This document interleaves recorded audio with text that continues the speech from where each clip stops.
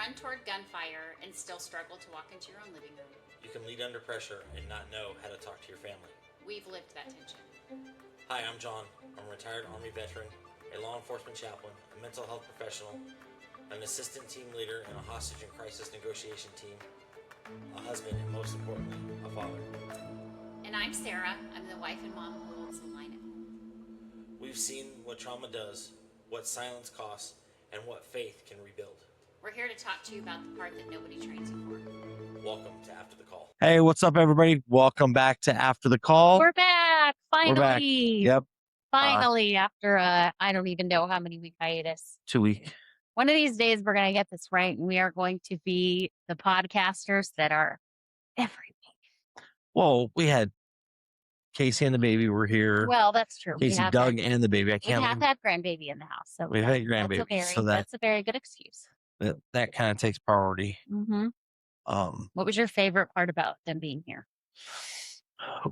Favorite part about them being here. Just little Dougie running around the house. Mm-hmm. And the fear we had that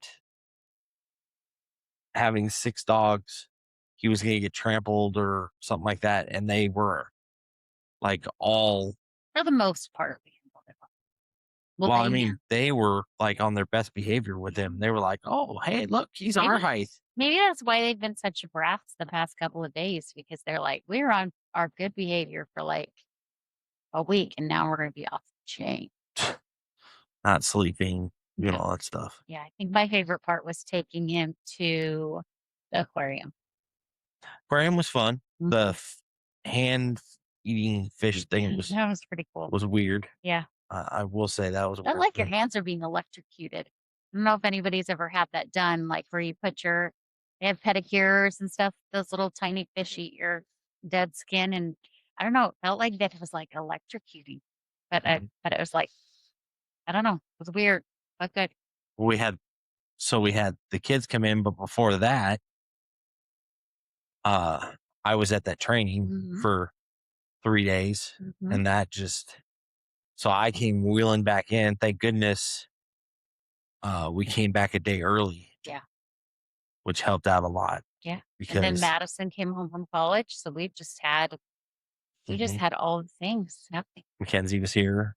So we had actually for the first time. And I can't even remember. Probably 2 years. Mom passed away. Yeah, since my mom passed away, all 4 girls were together. All 4 girls under one roof. Yep. And then Tyler drove with Casey and Doug and Dougie back to Vegas, which was an experience. And then she flew home yesterday by herself, first time. Good job. She said she would do it again. Shout out to Hondo. Thank you for blending in and flying with her yesterday. Appreciate that. But yeah, so that took place. That's been good. That class that I went to was really good. Negotiating with deviant behaviors. So yeah, it was good. And then I go to training again in a couple of weeks. Thanks to the fine people that have been donating to the cause. Yeah. There's good in this world. Well, hopefully those same people continue to donate to my campaign too. We'll talk about it later. Okay. I don't think we want to talk about that now. Okay. Getting big news coming. Yeah. Big news coming. Big news on the horizon that we'll talk about. Some people know about it. Yeah, but we'll talk about it on this public forum later on. A little later. Yeah. Yeah. But today we're talking about a subject that is it's definitely breaking down a stereotype. Breaking down a wall that has been there for a long time. And I don't know why it came to mind to do, but literally 15 minutes ago, it came to mind like, hey, this is what we should talk about. So what are we talking about? We're talking about why tough guys need therapy. It's been a stigmatism around type A communities to not ask for help. Would you say tough guys, or would you say tough people? Because I think there are women that have type A personalities that think that They they can do still everything. call them guys. Yeah. And I just think tough peeps. Yeah. Yeah. Well, in all, yes. Mhm. I think it's definitely one of those things where male, female have a lot of things where they need to talk about. Mhm. And I think the toughest among us, don't start yawning. You Sorry. get I the yawn. apologize. Uh, I think the toughest among us think that they don't need therapy. They're like, Mhm. well, you can give somebody else therapy or focus on somebody who's not maybe weaker, but maybe somebody who's can't handle it. Like tough people always want to say, like, I can handle it. I don't need to talk about it. I can carry it That's the thing. You can only handle it to a certain point, for sure. and eventually it comes out in other things. For sure. It comes out in drinking, it comes out in blowing a head gasket, it comes out in road rage, it comes out in having a short fuse, it comes out in different things. Self-isolation, the list goes on of things where it just doesn't work. You're a tough guy. I Do didn't you, ask. Well, what do you feel like was your go-to? You're much better at asking for help now, but what do you feel like what's your default? What self-isolation. self-isolation? Do you think a lot of guys are like that? Mhm. I I don't know if I would call it's definitely not self-isolation like it used to be. Mm-hmm. I don't want to talk to anybody. Mm-hmm. It's self-isolation in the way of, hey, I just want an hour to focus on what I want to focus on, Mm-hmm. not anything else. Mm-hmm. Turn the rest of the world out. And just finally focus what my brain wants to focus on. Yeah. Yeah. Like you've seen it, you Mm-hmm. see that my phone never shuts off. Mm-hmm. Things never slow down. It's just a go, go, go, go, go. I started at 7 o'clock this morning and here it is 11:45. I've seen 4 clients already today and answered some calls and some emails. It's just Always on. it's always on. I do think that's why some weekends, like we as a family just say, just shut the world off. Mhm. Like I think lately those are my favorite weekends Mhm. where there isn't anything going on. Well, yeah, like this weekend I said, "Hey, I I really want to take a Mhm. day and I want to work on my closet." We'll end up taking 2 days. Yeah, but it felt so good afterwards. And it felt like it was, I mean, as tedious as a task as it was to get closets cleaned out, it felt like it was finally something we needed to get done that we were getting done. Well, yeah, and also, I donated 3.5 bags of clothes that Mhm. I didn't wear that were just hanging in my closet that somebody else could have. Do you think that that's frustrating sometimes being so busy that you just, even like the little things that, well, they seem like little things, but they're not little things that you just, I want to get out and wash my truck or mow my lawn or do whatever. And then you just don't get to do those things sometimes. And you just, so when you finally get to do something you want to do. Mhm. Yeah, 100%. I definitely think that it's one of those things. I would say that, for me, it took a traumatic event for me to ask for help. Mhm. I hadn't asked for help before that. Yeah, we had gone to marriage counseling once, you know, twice at that point, but I wasn't seeking out self therapy to help me overcome my stuff. Do you think it took your physical body to be broken before you mentally would ask for help? I think it was, so I thought about this a lot as I, write my thesis and that stuff of, okay, why did I change? What was the switch Mhm. per se Mhm. that got switched that said, hey, you need to ask for help? Mhm. I think my body being broken, I knew my mind was broken. Mhm. And I knew that I could not, I had come to a point where I had said, God, it's either you take me now or I'm going to take myself. Mhm. So which is a scary place to be. I need you to help me. I And need you then, to interview. I felt like he was like, hey, ask for help. Mhm. Do you feel like you've just carried your burdens for too long? That you're just like, I'm not going to carry this anymore. I It's too think heavy. so. I think so.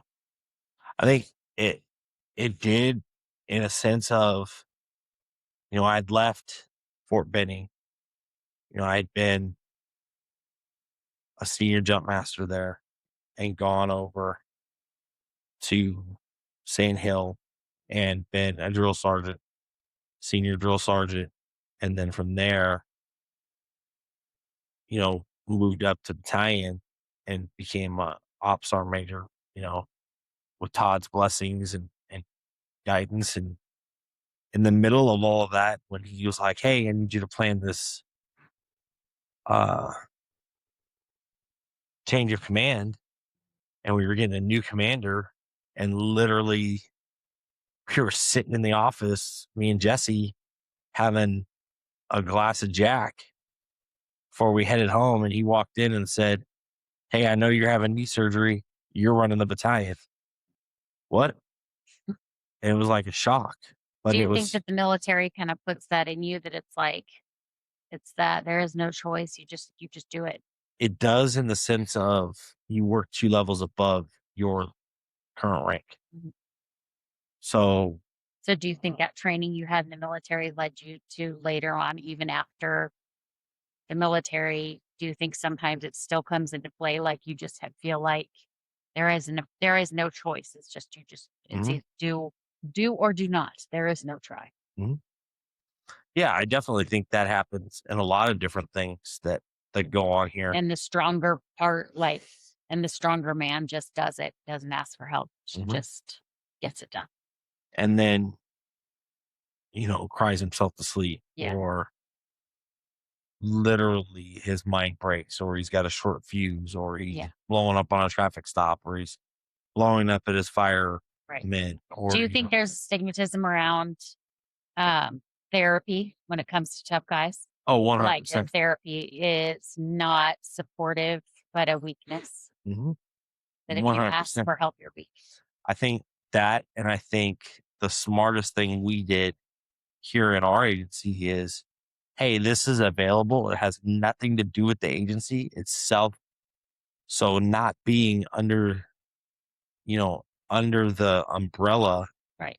part of the umbrella, but not under the umbrella, Not technically under your chain of command. to be able to talk to anybody I need to. And if I have to pick up the phone and say, hey, I need you to put so-and-so out for 48 hours because of this, Mhm. that's what happens.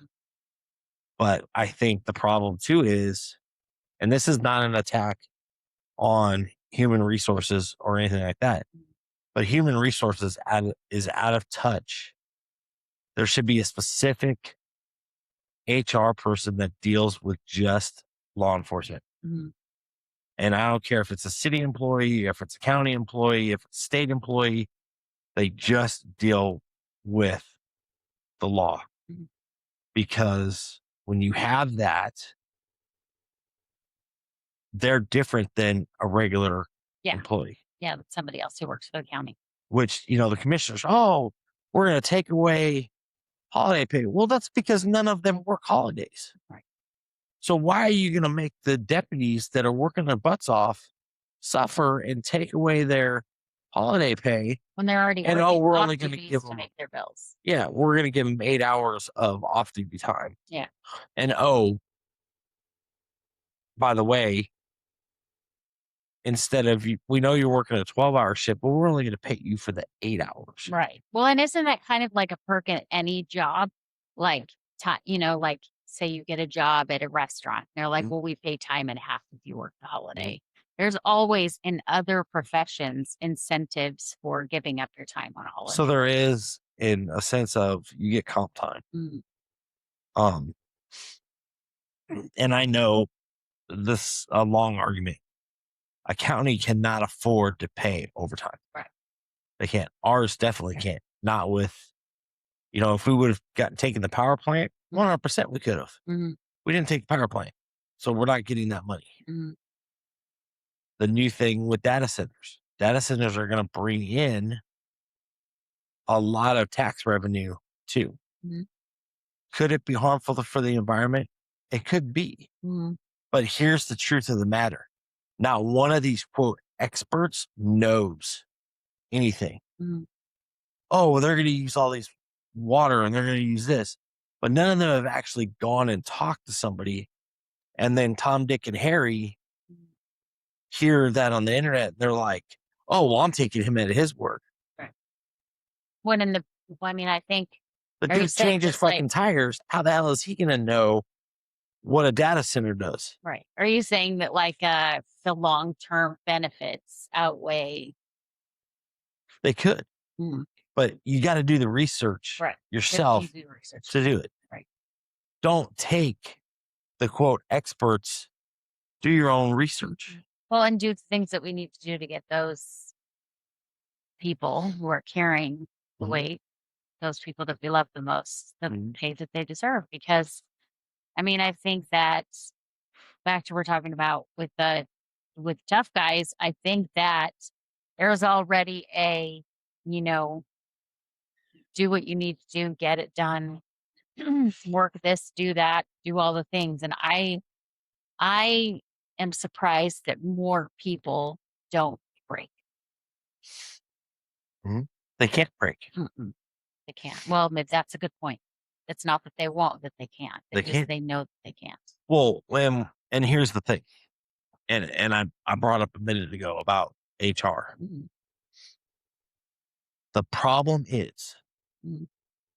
they don't understand it. Mhm. So when one of them breaks, they're like, "Oh, we'll just put them on workman's comp." Right. No, you won't. Yeah. You'll follow the Texas law. Governor Abbott has put things in place Yeah. that if a fireman needs to go on mental health leave, they're put on leave. Right. Doesn't go on comp time. It doesn't go on this. It doesn't go on that. The Right. agency still pays them. Same thing with police. Mhm. Just because it says sheriff, it doesn't say police. Guess what? It's the same thing. Right. No matter what they think, it's the same thing. Right. We have to put this mindset aside of, well, all county employees are the same, or all city employees are the same. They're not. They're not. They're completely different. Right. The district clerk's office isn't out kicking in doors at 2:00 in the morning, Right. serving high risk warrants. Right. They're just not. No, it's not in the job description. They're not. Mm-hmm. So those individuals, they need a little more care. Example, 2 months ago, it was longer than that. I think we were teaching. It was a Tuesday. We were teaching.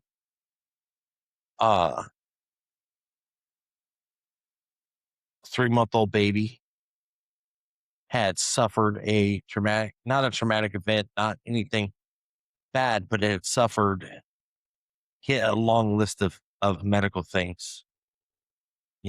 Addicted to cocaine when he was born, addicted to meth, stomach was issues, all that stuff, was not going to have a normal life as it was, but ended up dying. And 2 of our deputies and more arrived on the scene, took it amongst themselves to say, hey, how far are the ambulances? The ambulances are 10 minutes out. Okay, we'll start CPR, get that ambulance out there faster. They loaded, goed. Instead of the officer staying at the scene, they said, we're going to shut down 377. Put out a net call. Everybody with lights and sirens that was available, DPS, game wardens, city, state, sheriffs, blocked 377 from Acton all the way to Granbury Medical Center. You know what the number one complaint was? They blocked traffic. Not the fact that a 3-month-old baby had died, that they had been inconvenienced because these officers blocked traffic. So do you think people are they just complain about what they see on the surface, not What? not knowing what's going on of why they're doing what they're doing. When an ambulance is going 90, 100 miles an hour and not slowing down at intersections because there's two Tahoes running side by side, blocking traffic, literally leapfrogging. Okay, okay. You block this, boom, boom, boom, boom, boom, all the way down 377. And it's completely shut down. And you see this ambulance hauling. That should tell you something's going on. Right. There's a reason for it. There's a reason going on. No matter what that reason was. If one of our officers gets hurt, that's exactly what's going to happen. So our officers are dealing with these terrible things every day. What do you think stops someone from seeking therapy? What do you think is the number one blocker that stops people from Weakness. asking help? Weakness in asking help, or they think they'll be seen as weak? They think they'll be seen as weak, even though they won't be. They're worried about it because for years and years since World War II, World War II was called shell shock. Vietnam was still shell shock. Wasn't until maybe the first Gulf War, maybe a little later, that it became post-traumatic stress syndrome. And now it's post-traumatic stress child syndrome. Or secondary. I mean, you even and secondary, and you have all these different things, right? That literally has made it where people are stuck. They don't know what to do, and it's people. And I got to give a shout out. It's people like Joe Rogan, Sean Ryan, the first responder guys that are doing these podcasts. The one I was on with, my mind went completely blank. The one that's on Hulu, or not Hulu, Roku TV. Where people they're bringing awareness. And talking about these issues that people don't know about. They don't. And I think a lot of it is, it's not that they don't care. It's they don't know. Yeah. I had more conversations when we asked for help to pay for those classes. I had more conversation. Well, why doesn't the county pay for it? Well, the county doesn't pay for it for this reason. Well, that's stupid. You're right. But you voted for that person. Right. Do you think it takes people asking and then it brings? Because do you think that if it's viewed as weakness to get therapy, then do you think that strength comes when you see The other benefits? people? You see the benefits, and then you see the benefits in your friends, and then you're like, oh, I want that for myself. Well, a prime example is, when was the last time we advertised? We haven't. It's literally all word of mouth. Right. It's one person on a shift that literally brings it up and says, hey man, hey, I know you're stressing. Yeah. You should give John a call. Yeah. Yeah. So you think there's that trust in knowing that, like, if, like that whole Me Too factor, like, like I'm struggling. Yeah, me too. Yeah. Yeah. And not, and here's the other thing too, is every agency tries to hire the best people they can. Literally.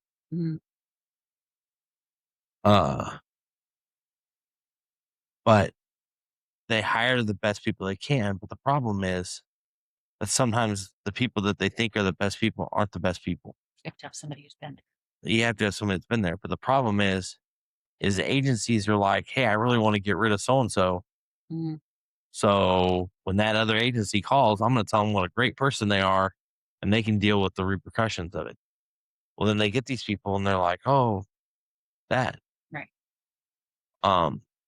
So if one of our listeners has a tough guy in their life that they know is struggling, whether it's a friend or a spouse or maybe somebody on shift, if we know that the stigma is that tough guys are not going to ask for help, Mhm. then how do we help those tough guys around us when we see Exactly it what we're happen? doing right now Mhm.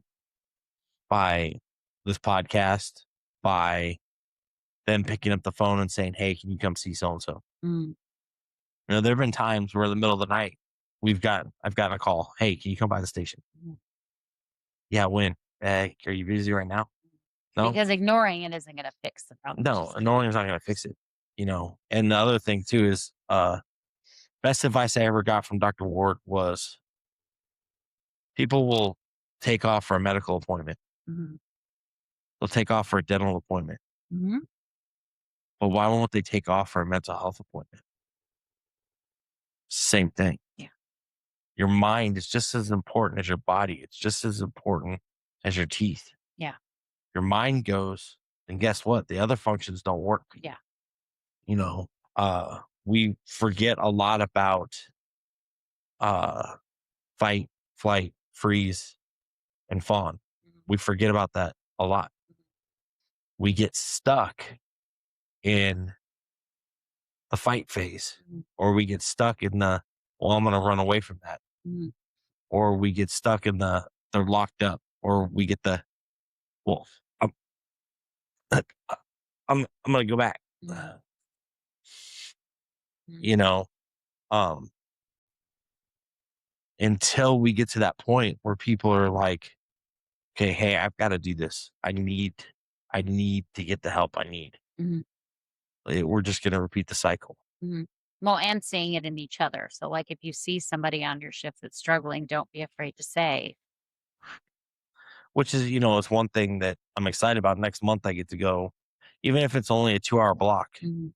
I still get to go to the FBI Academy and I still get to teach other negotiators from around the state of Texas mental health stuff. Mhm.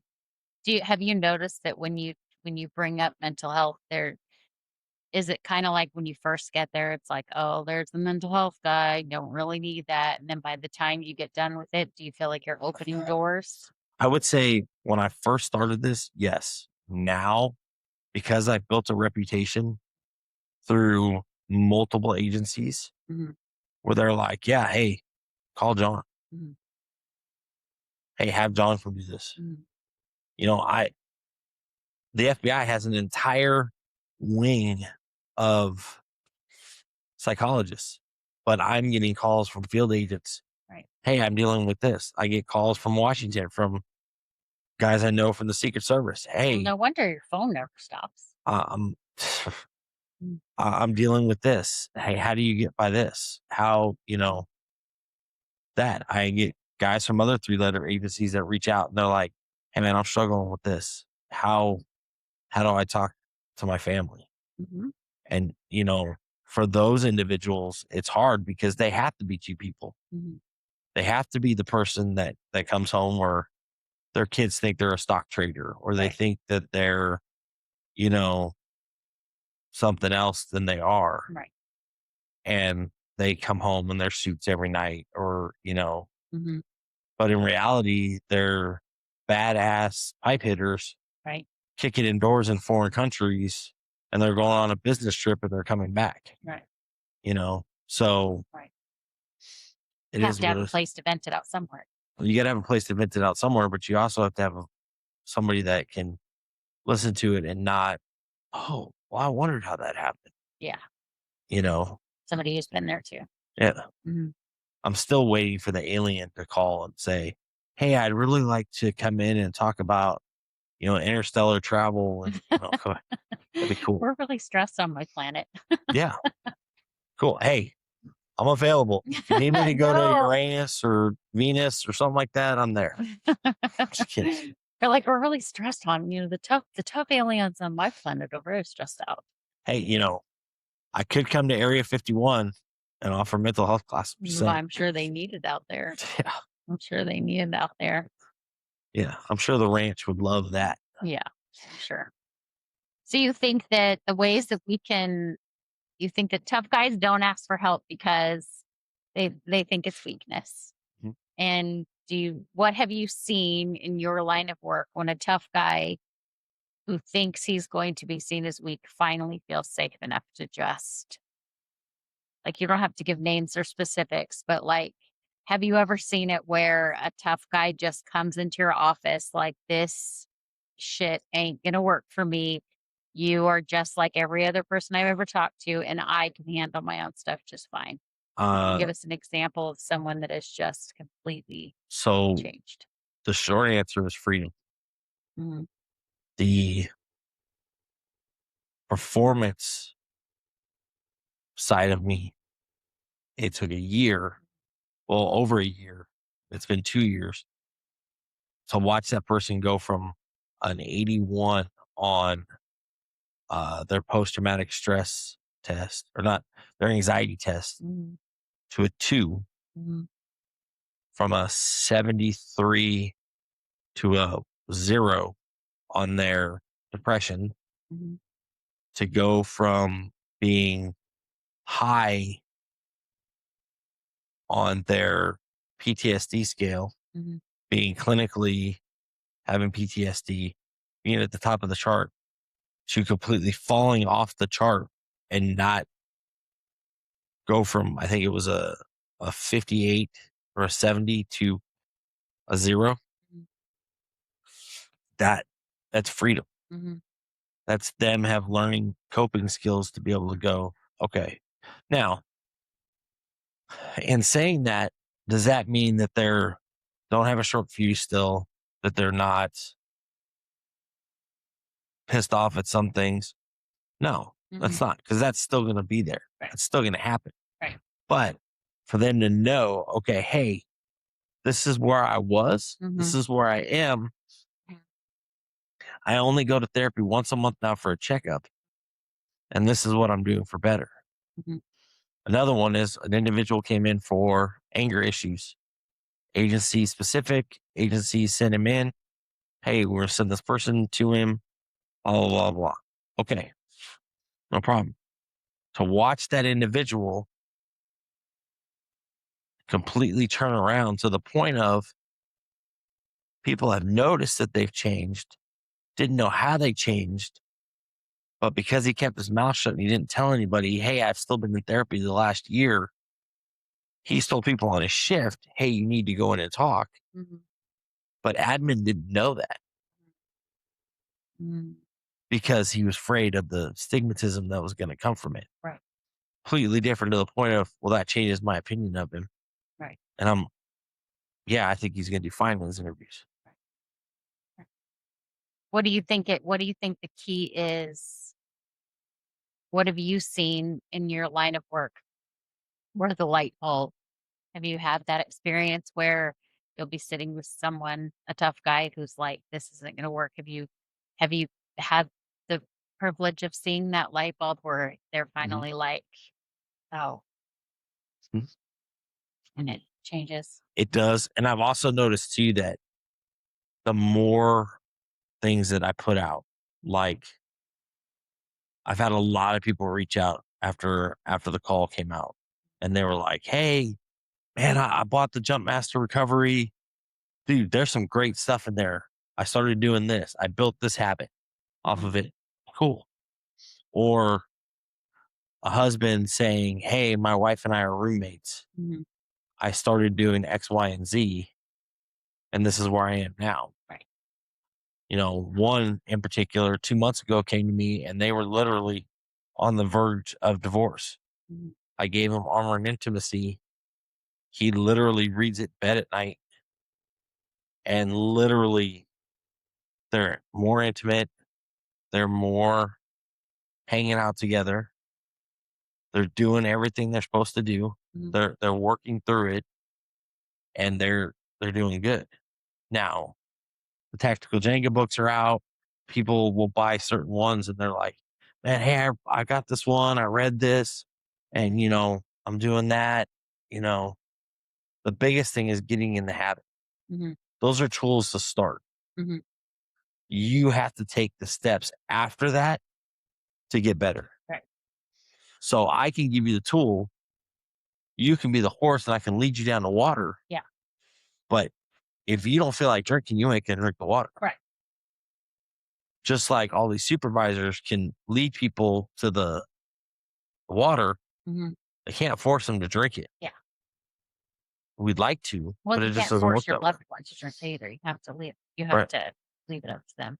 And then the other thing too is, as we're talking about tough guys, the other part to that is when you have an admin staff and you have admin that is obviously showing signs of cracking, Mhm. obviously showing signs because it's lonely at the top. Yeah, for sure.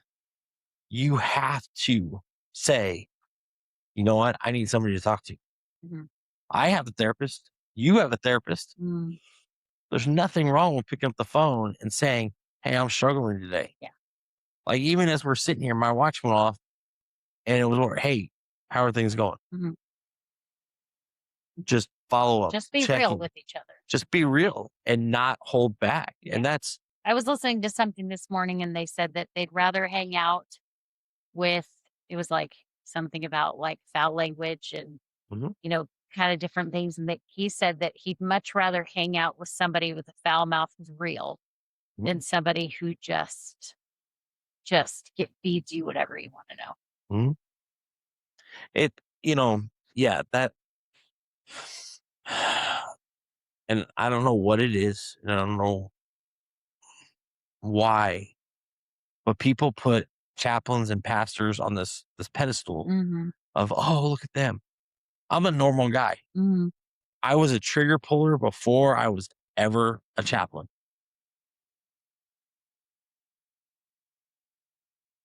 There are times where I drop a tactical F-bomb Mm-hmm. in a session, out doing something. Mm-hmm. We may be on a training thing and I may say, hey, what the fuck are you doing? It's not because I think I'm better than anybody else. It's because I'm being real. Yeah. And I know that there are times that you have to do that to reach that individual. Yeah. But as a leader, the leaders, the people you have to do that to. Mhm. You Well, and I know, think when we're real with each other is when we can get real in the struggles. Because if you're not real with the little things, then you're not going to be real with the big things. no, you're If going to be you're a like, certain way out on, out in the field, and then someone comes to you and they're really struggling, I'm sure you'd much rather than come in and be like, I'm coming to John because I know he's been there, because I know he's imperfect, just like I am, rather than, well, John has it all together and he's going to teach me how to have it all together. I don't have it all together. Right. A prime example is, and this, you're going to laugh, but I think as a teacher, the hardest part where I actually considered walking away was last semester when I got called in because I said, dang. Mhm. I almost said, fuck it, I'm done. Mhm.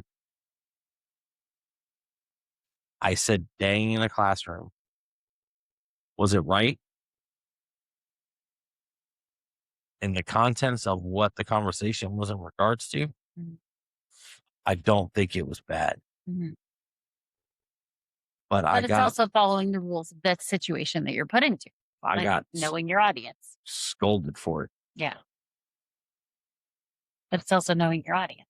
which in the back of my mind, I was teaching a jail class about dealing with veterans all day. Yeah. The day before and that day. And then the next day. So it's like wearing a And bunch of different hats. in my mind, I was like, if you think dang is bad, you should have heard what I just told those guys. Yeah. And girls. Yeah. But it's wearing different hats. I'm sure sometimes it's hard to turn off one and turn the other one on. Or is it just you just being you? It's just me being me. It's just me being me. And I don't want to apologize for being me. Yeah. Like literally, I've had people say, well, why'd you come up with this whole umbrella thing? Why is Jump Master Life Coaches not just one thing? Well, because there's certain elements you have to get to do that. If you read the Jump Master Performance Recovery Guide, you would know that counseling is part of it. Well, we're not a one size fits all kind of thing. that dealing in trauma is our thing. Hmm. Going out talking, doing workshops, Hmm. doing tactical Jenga, Doing whatever works. doing this you. podcast. Hmm. This podcast is a form of workshop. Hmm. You know, even if you look at our umbrella that's right behind you, workshop is on there twice. Hmm. It's under After the Call Hmm. and it's under Chop Master Performance because that's what this is. Hmm. You know, and then, you know, donkey therapy, puppy therapy, dealing with law enforcement, dealing with how I deal with law enforcement is different than I deal with paramedics. But it's all you. And Yeah. people are going to get the real authentic you no matter whether they're coming to donkey therapy or whether they're coming in for a session. I Mhm. don't think anybody walks out of here and goes, well, John was a completely different dude Mhm. when he was in one. No, he was the other. No, I'm the same person. Yeah, because you just want to be authentically The real. only, and I will say, only time I'm different is when I have a classroom of 7 to 12th graders. Yeah. I have to be a little bit different. Yeah. Because I can't walk in there and talk to them the way I talk to Right. an officer. Right. But Or that's different when it's children. I'm talking about when you're talking to fellow Mhm. adults. Mhm. Like no adult is going to get a different version of you than another person. No. Have you ever gotten backlash as far as not like take the children's side away from it, but have you ever gotten backlash from someone who says, "Oh, well, you're clergy, or you're this, or you're that. You shouldn't be talking to that person the way you're talking." Have you ever had that experience? Yeah, I'm not in San Antonio anymore. You want to tell me about it?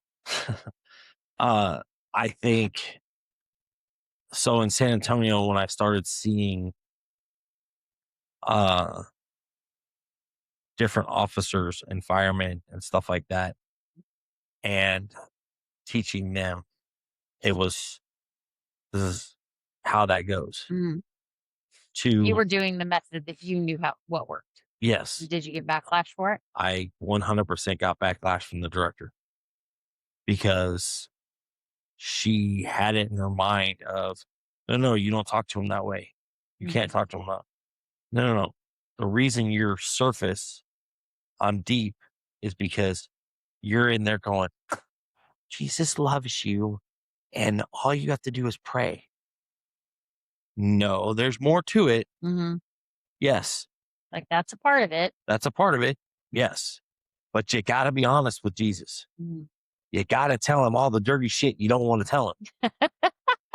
That backpack you're carrying around that you're hiding all of that stuff in, that your porn addiction's in, that your movies are in, that the extramarital affair you're having and all that stuff that you have hidden in here. And you're going in there, I just feel stressed at home. No. What's in that bag? Let's talk about what's in that bag That's good. because that is the real issue. Mhm. You can surface level this all day long. Yeah. But when you dive into it and you get into it and you go down into that stuff Mhm.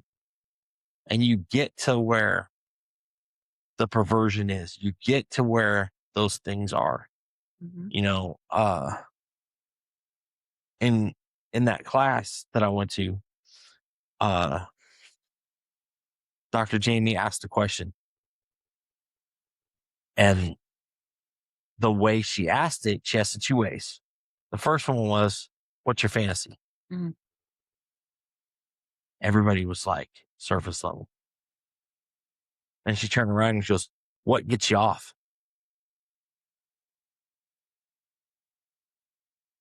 Surface level, deep. Right. Oh, going to the movies and holding hands to tying my wife up and having fun. But that could be somebody's fantasy. Mhm. Or, hey, doing it in an alley. Mhm. That could be somebody's fantasy. Oh, just staying missionary, doing it that. That could be somebody's fantasy too. Let's be honest. Who we're talking about here? I don't know how we got on this subject. Because it's all intertwined. Mhm. It's all intertwined. When you come in and ask for help, you're not getting surface level. Mm-hmm. You're going to get deep. Mm-hmm. But do you see how that question, Mm-hmm. you ask it two different ways, Mm-hmm. you're going to get a The different same answer. question asked two different ways. Yep. That's like I've heard you say sometimes to people in this office. You say, "So how have things been this week?" And you let them talk to you about it. Huh. And then when they're done talking about that, you say, "Okay, now that you've given me the bullshit, tell me what's really happening." So you let them walk into this office, think that they're going to get away with surface level. And a lot of the times Mhm. they do. They think that, yeah, I'm going to walk in and tell John everything's fluffy, had a great week, did do all the Mhm. things. And then you call them right out on it and say, "Okay, now that you've fed me the bullshit and I accept it, good for you. Mhm. Tell me what you're really thinking." Which is, as we sit here and we talk about that, it's funny. Last night I had a guy literally sit on the other side of the couch and say, "Well, yeah, I bullshitted you for the last couple weeks." And I was like, "Oh, you did? Mm, Oh, okay." Literally in my mind, I recalled his last 4 sessions and said, "Oh, so this was bullshit? So you don't really feel this way about, mhm. oh, this was," and he was like, But I because was do you like, "You think, could pull that crap with a normal therapist. Mhm. You're not going to pull it with somebody that's already been there, that knows what you're going through and knows what your tells are. Yeah. I can tell when you're lying, you sit there and you do this. Mhm. When you're lying, you're looking down and to the left because you're using the left side of your brain. When you're being honest, you're going to make eye contact with me. It's all different signs of, hey, I'm doing this or I'm doing that. I'm doing this. I'm doing that." Mhm.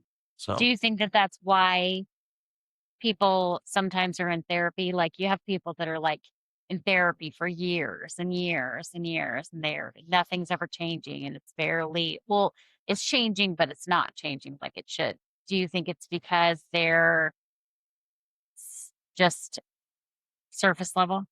I do, but I also think that some therapists, they'll they'll be surface level and one I one thing will come up, Hmm. one area they're trying to work on. Hmm. Well, then all of a sudden this area will come up, and then this area will come up, and this area will come up, and this area. And a lot of that is on the client for not disclosing everything. Hmm. You got on me, you said, "I can't believe you became a sex therapist." Hmm. I did it for a couple of reasons. One, because I wanted to understand the human brain more. Hmm. The second reason is I did it because I want to understand the people that I'm helping put in jail for trafficking, for uh, molestation. I want to understand their thinking more to where I could say, okay, hey, this started here. This individual was molested. It's what they knew. It transferred it to here. Well, how did we fix that?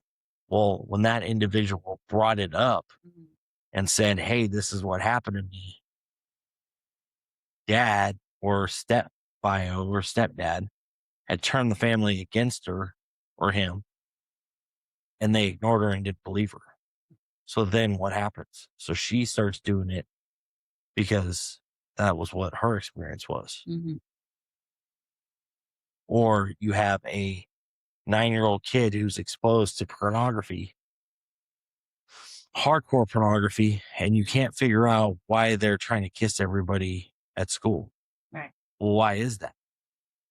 Well, because when they go home, they're living with stepdad and mom. Mom is trying to replace dad, Right. but it's been a revolving door of men.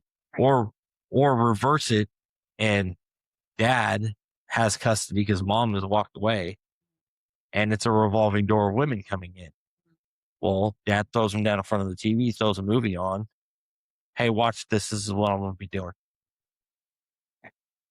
And then they have a warped sense of what love is, what intimacy is, what sex is, all that stuff. So do you think that, so you're thinking that therapy is not weakness, Mm. but it's also not something bullshit. Right. So to be a true tough guy in therapy, you have to be willing to Say, I need admit help. that you can't handle it, Mhm. and not only not say I can't handle it, but be real honest with what you can handle. 100%. Mhm.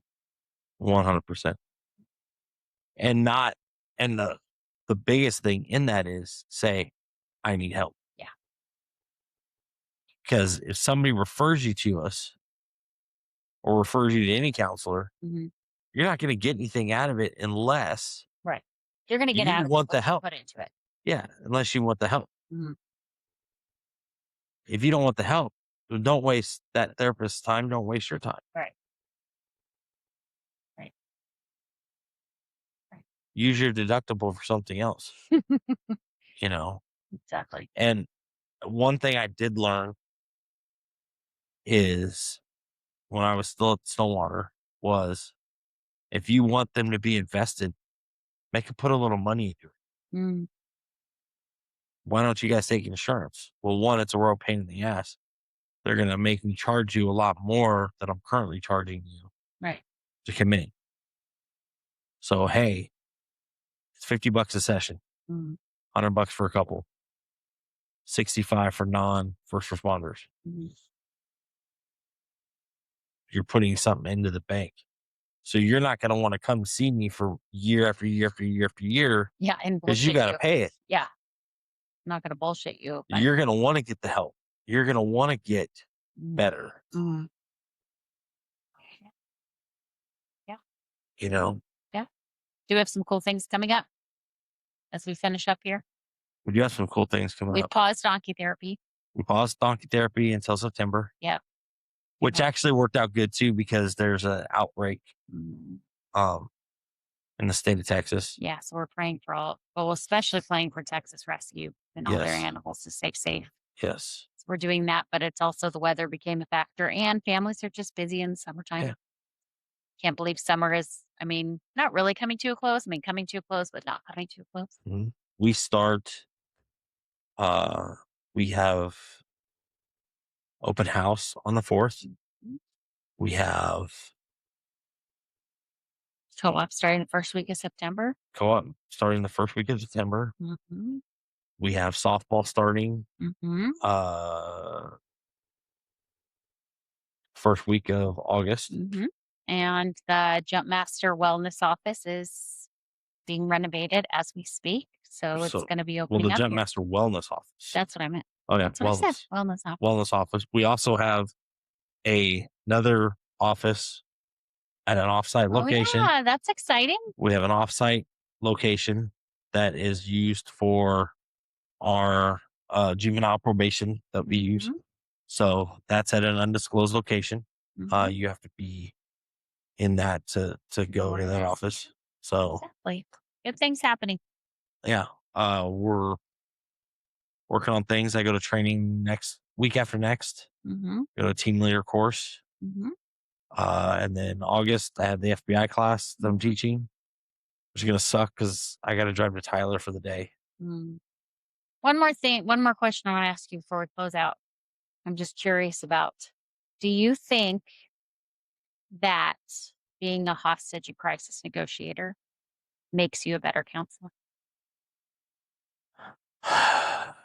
Ooh. Yes and no. Okay. Being a chaplain does not make me a better negotiator. Okay.